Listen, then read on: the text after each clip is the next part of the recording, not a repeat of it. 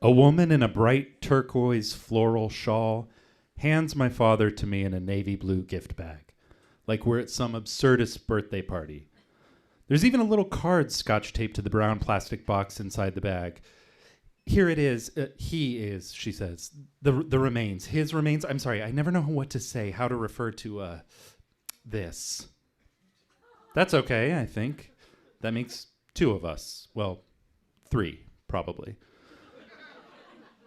This can't be the same man who entertained us with countless highly animated stories of his childhood, whose practical jokes were the stuff of family legend, who loved telling jokes and doing goofy voices for his grandkids. He can't fit in this bag. As the woman in the turquoise shawl organizes the paperwork, I take note of the mortuary.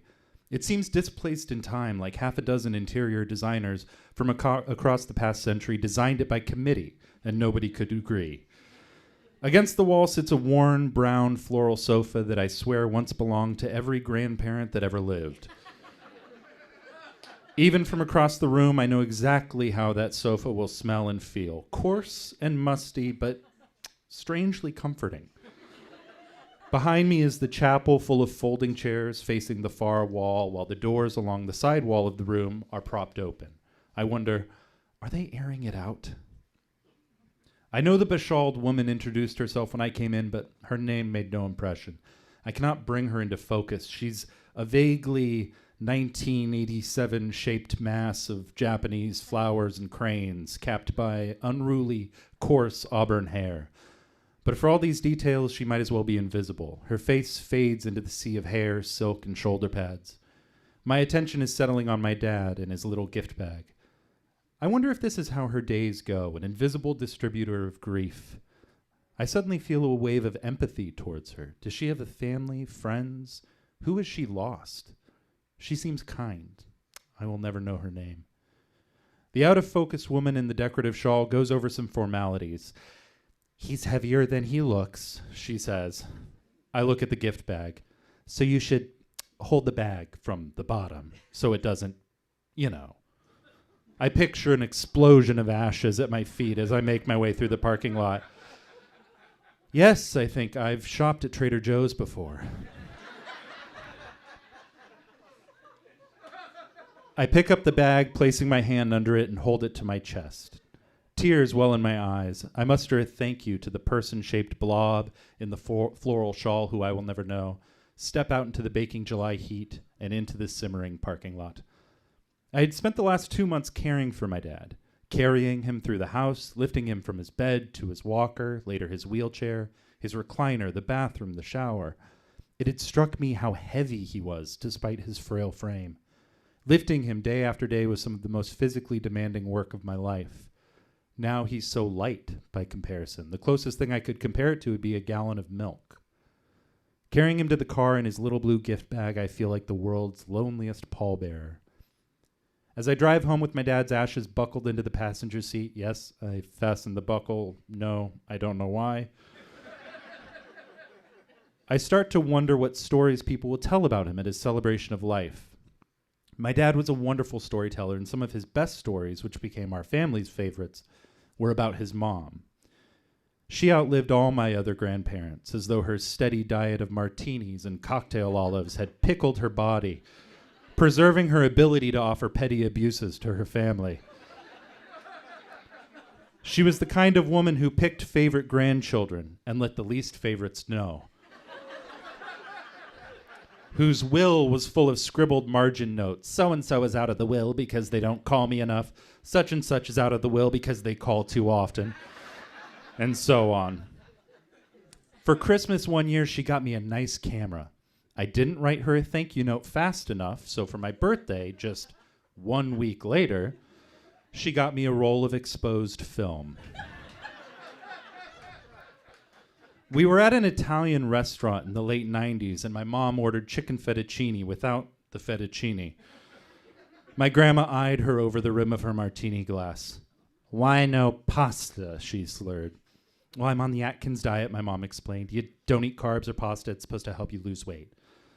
My grandma looked her up and down and said matter-of-factly, it's not working.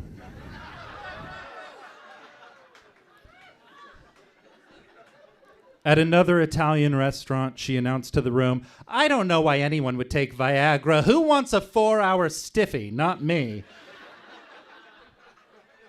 We quickly paid the check and ushered her out the door, vowing to avoid Italian restaurants altogether in the future. One year, at our family's vacation home, we were all sitting on the dock on the shore of a lake, enjoying a warm summer sunset. She was petting her dog, a hairy, smelly mop of a thing named Tojo, after the Japanese general that killed my first husband, she explained.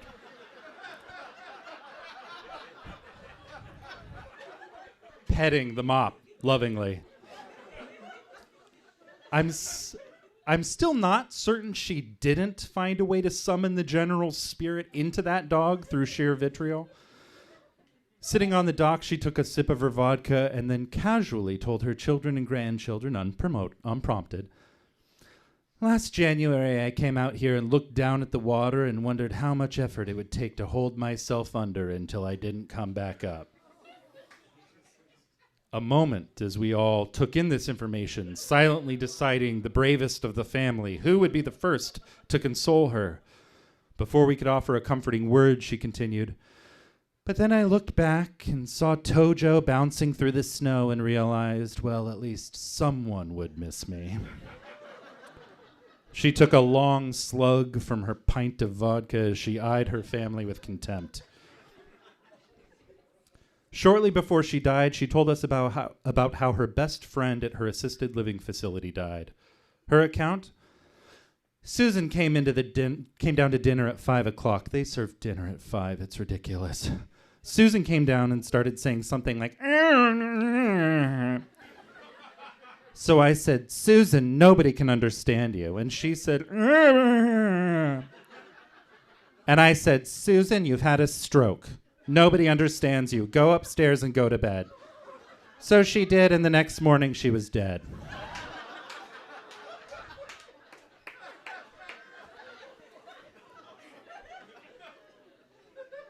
When we asked her why she didn't tell the nurses about Susan's stroke, she said, "Well, nobody said anything when I had my stroke." This was, I repeat, her best friend. Petty is an understatement. My grandma passed away in her sleep, Tojo sitting on her lap, a small consolation for the Japanese general to outlive his captor.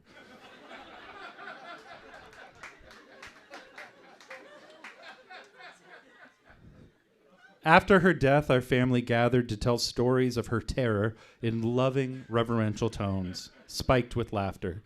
Because for all her malice, snark, snipes, and cruelty, she was, above all, funny. Her wit, like her insults, was acerbic. She could craft a bitingly funny story, only to cap it with a soul-crushing barb that would shake your sense of self-worth to its foundation. She passed her storytelling prowess down to her sons, but thankfully, they swapped her cruelty for kindness. My dad and uncles could, spin a yarn to rival Rumpelstiltskin. That was her gift to them, to us. As I drove home from the mortuary, I wondered what stories we'd share about my dad, wondered how I could talk about him, how I could ever hope to capture all of him in one eulogy. Everything felt disproportionate, like this bag of ashes, all too small to be him. A few days before his celebration of life, the storm that had threatened to dampen our party officially became a hurricane. We'd already ordered the food, the booze, and invited the guests, so we held my dad's celebration in the middle of the first hurricane to hit San Diego in 150 years. Now, my dad had amassed a small barometer collection, a wholly unnecessary venture given San Diego's unremarkable meteorology. Missed it by this much, Dad.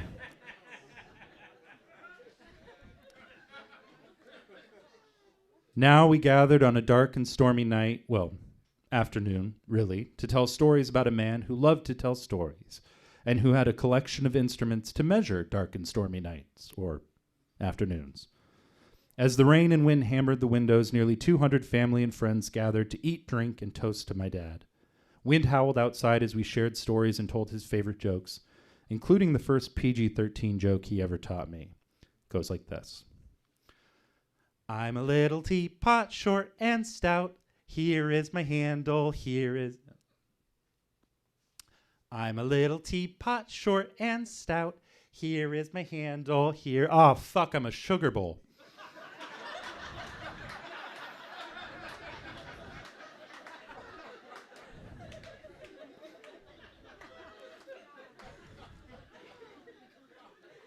It was like the world's most joyous campfire, complete with ghost stories of a sort.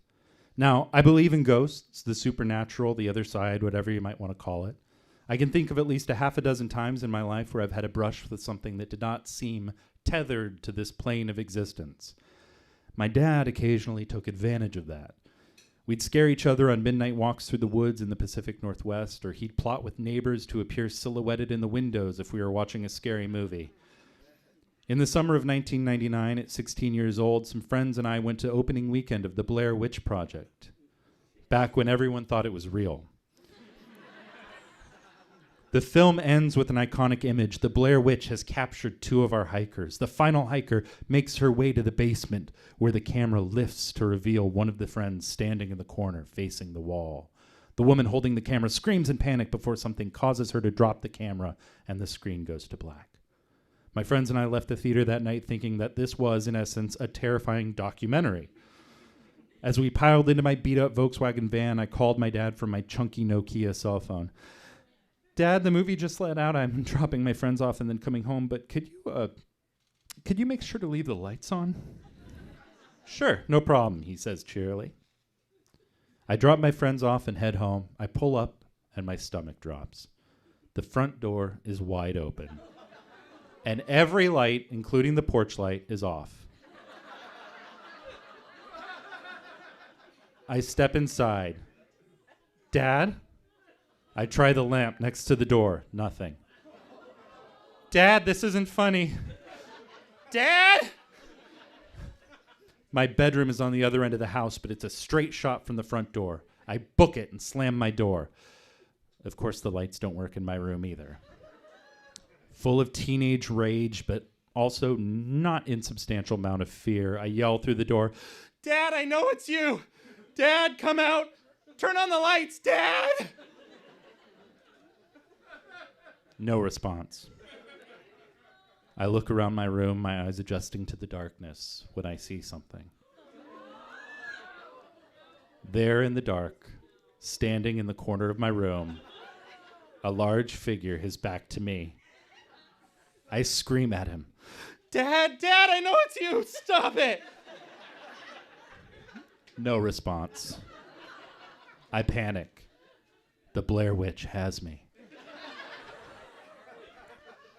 Now, my dad eventually laughs and breaks the terrifying illusion. Now, there's one detail I want to highlight. This is effectively pre-Google. You couldn't just look up the ending to an opening weekend movie, so I have no idea how he knew it.